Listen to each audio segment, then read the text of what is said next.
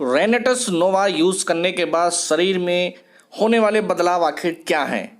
जब हम रेनेटस यूज़ करते हैं तो हमारी बॉडी के अंदर कुछ अजीब से चेंजेस होने लगते हैं, जैसे कि लूज मोशन होना, सर में दर्द होना, बदन में दर्द होना, शरीर में दाने निकलना, शरीर में खुजली होना, या कोई जिस समस्या के लिए आपने इस प्रोडक्ट को लिया है वो समस्या थोड़ी सी बढ़ जाना।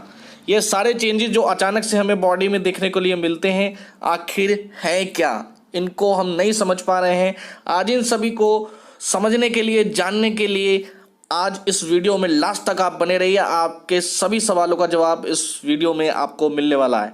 तो चलिए दोस्तों, शुरुआत करते हैं। रेनेटस वेलनेस प्राइवेट लिमिटेड की इस वीडियो में आप सभी का हार्दिक स्वागत है। दोस्तों, सबसे पहले हमें ये समझना है कि जब रेनेटस नोवा हम खा रहे हैं तो एक प्रकार का ये आयुर्वेदिक प्रोडक्ट है, प्राकृतिक प्रोडक्ट है। और जब प्रकृति अपना काम करती है तो उसका काम करने का तरीका जो होता है वो नेचुरल तरीका होता है। और नेचुरल तरीका क्या है? सबसे पहले ये प्रोडक्ट आपके बॉडी में एंट्री करने के बाद आपकी क्लींजिंग पे काम करता है, आपकी सफाई के ऊपर काम करता है। ये सफाई होती कैसे, हम इसको एक बार समझ लेंगे तो होने वाले चेंजेस हमें ऑटोमेटिकली समझ में आने वाले हैं। तो क्या है वो चेंजेस? तो देखिए, सबसे पहले समझिए कि आपकी बॉडी के अंदर आपका एक पार्ट जो सबसे ज़्यादा महत्वपूर्ण है वो है आपकी स्मॉल इंटेस्टाइन।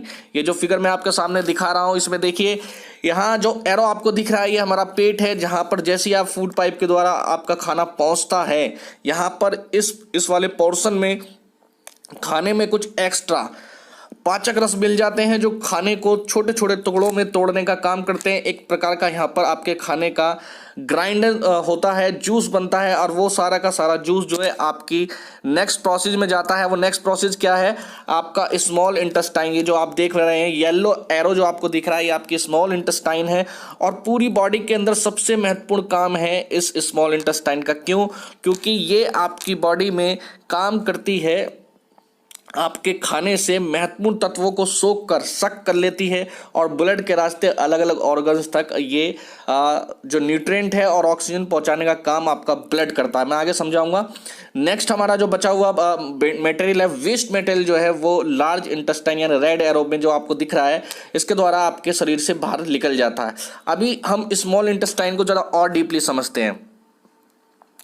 देखिए, अंदर से देखने में इस टाइप की होती है। जो आप देखेंगे आपकी स्मॉल इंटेस्टाइन जो होती है आपके लंबाई की लगभग 4.5 गुना ये लंबाई में होती है, और इसके अंदर ही पूरा खाना जाता है।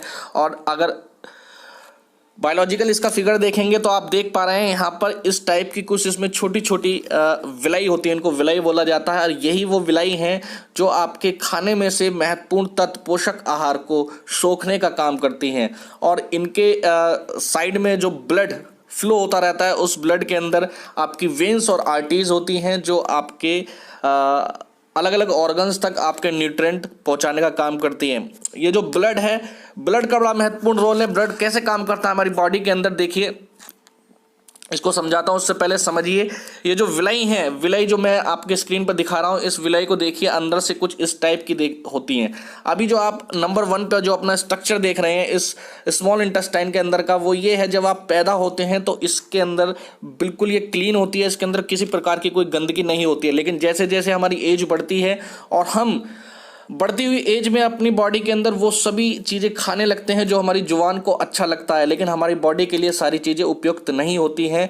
और धीरे धीरे जो सेकंड नंबर का फिगर देख रहे हैं, इस टाइप में हमारी इस विलाई में गंदगी जमना स्टार्ट हो जाती है। और ये गंदगी पूरी तरीके से सोच के रास्ते बाहर नहीं आ पाती है और ये इसके अंदर अटक के रह जाती है। और यही वो गंदगी है जो आपके अंदर एक प्रकार का डिस्टर्बेंस पैदा करती है, एक प्रकार की सड़न पैदा करती है। यही वो गंदगी है जो आपके पेट के पाचन क्रिया को डिस्टर्ब करती है, एसिडिटी बनाती है, और न जाने कौन कौन सी बीमारियां हैं जो सिर्फ और सिर्फ इस गंदगी के द्वारा जन्म लिया जाता है। थर्ड फेज में आप देख रहे हैं यहाँ पर, जैसे ही आप इस प्रोडक्ट को खाना स्टार्ट करेंगे तो थर्ड फेज में हमारा ये प्रोडक्ट सबसे पहले इस गंदगी को निकालने का काम करते हैं।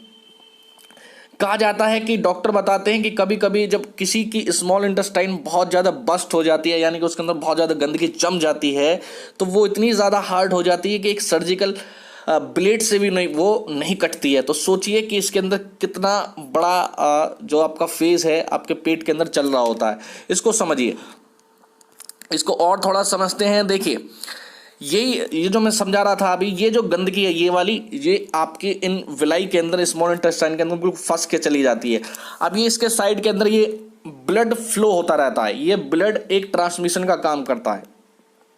लेकिन जब ये गंदगी बहुत ज़्यादा बढ़ जाती है तो धीरे धीरे जो ब्लड के रास्ते आपके न्यूट्रिएंट जाने चाहिए थे वो सारे के सारे इस गंदगी में मिलने लगते हैं। यानी कि जब गंदगी फ्लो बहुत ज़्यादा बढ़ जाती है तो ब्लड में धीरे धीरे इसका मिलना शुरू हो जाता है, ये ब्लड के अंदर भी धीरे धीरे पहुंचना स्टार्ट हो जाती है।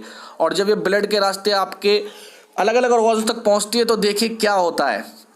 सबसे पहले जब आपकी बॉडी के अंदर इसकी क्वांटिटी ज़्यादा हो जाती है तो नॉर्मली ये आपकी स्मॉल इंटेस्टाइन दिख रही है आपकी स्क्रीन पर, ये देखिए पहले नंबर पे ए पर देखिए ये इस तरह की होती है। लेकिन और ज़्यादा जब इसमें गंदगी बढ़ जाती है तो यहाँ देखिए बी में क्या हाल होता है और सी में ये एक तरह का इसके अंदर अल्सर बन जाता है।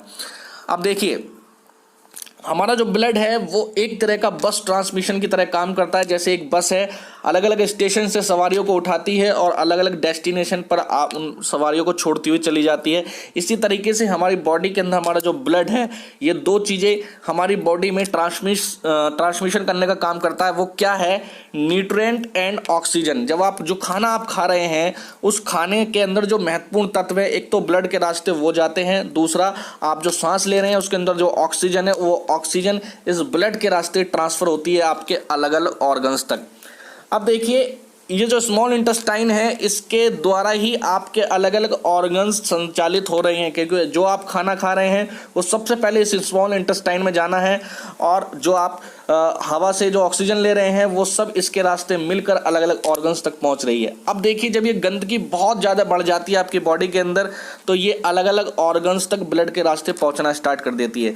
यही वो सारे रीज़न हैं कि अगर आपके हार्ट के अंदर दिक्कत आ रही है तो ये गंदगी वहाँ पर एक कोलेस्ट्रॉल के रूप में जम जाती है, आपके किडनी के अंदर ये स्टोन के रूप में जम जाती है, लीवर के अंदर देख सकते हैं तो उसके अंदर सूजन आने स्वेलिंग आ जाती है। इसके अलावा आप ये ग्रीन कलर की जो लीवर के नीचे ग्रीन कलर देख रहे हैं यहाँ पर आप देखेंगे ये आपकी पैनक्रियाज हैं। पैनक्रियाज क्या करती हैं? एक प्रकार का हार्मोन्स, इंसुलिन नाम का एक हार्मोन्स रिलीज करती हैं जो आपके कार्बोहाइड्रेट को ग्लूकोज में कन्वर्ट करता है। ग्लूकोज क्या है? हमारी एनर्जी होती है। तो जिस व्यक्ति को शुगर हो जाता है, डायबिटीज़ हो जाती है, उसकी ये पैनक्रियाज जो है वो काम करना बंद कर देती है। किस वजह से? क्योंकि इसके अंदर ये गंदगी बहुत ज़्यादा पहुंच जाती है और वहाँ उस पूरी के पूरी पैनक्रियाज को डैमेज कर देती है। आपके लंग्स में कोई समस्या आ रही है तो वहाँ के जो पोज हैं आपके लंग्स के इस गंदगी के द्वारा वो ब्लॉक हो गए हैं। इस तरीके से आपके माइंड में अगर कोई प्रॉब्लम आ रही है तो गंदगी वहाँ तक भी पहुँची है।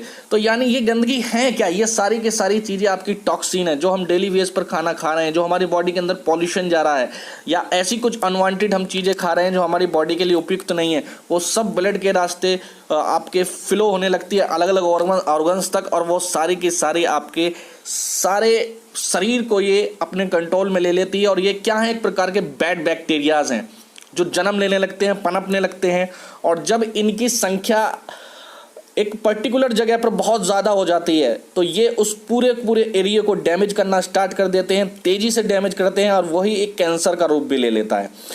तो दोस्तों उम्मीद करता हूँ कि ये चीज़ आपको समझ में आई होगी। अब बात आती है कि हमारी बॉडी में जो चेंजेस आते हैं वो होते कैसे हैं। देखिए जब ये प्रोडक्ट आपकी बॉडी में जाएगा तो ये सफाई का काम करता है। जब आपकी बॉडी में जाकर ये इस गंदगी को बाहर फेंकने का काम करेगा तो ये बैड बैक्टीरियाज जो होते हैं ये बहुत ज़्यादा विचलित हो जाते हैं और ये इधर उधर भागने की कोशिश करते हैं। और जब ये भागने की कोशिश करते हैं तो आपकी बॉडी के अंदर डिस्टर्बेंस पैदा होता है, आपके सिर में दर्द होना स्टार्ट होगा।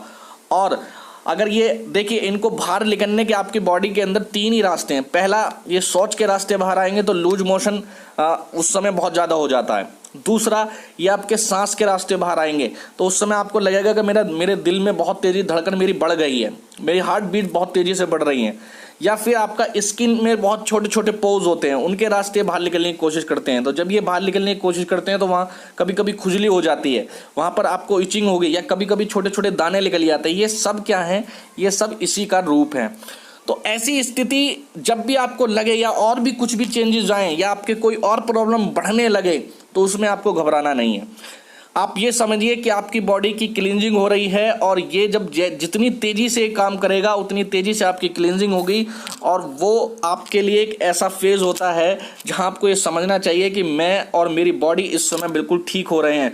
तो उसको आप थोड़ा सा वहाँ पर सब्र रखिए। ये किसी प्रकार के कोई साइड इफ़ेक्ट नहीं है, बॉडी में इस प्रोडक्ट का कोई भी साइड इफ़ेक्ट नहीं है, आपको कोई ज़्यादा डिस्टर्बेंस नहीं होगा इससे। ये सब नॉर्मल प्रक्रिया है, इसको हीलिंग प्रोसेस बोलते हैं। जब आप नेचुरल कोई भी चीज़ लेंगे तो आपकी बॉडी अपने आप को हीलिंग करती है, सफाई करती है अपनी, तो उस समय ये सारे चेंजेस आपकी बॉडी में दिखाई देते हैं।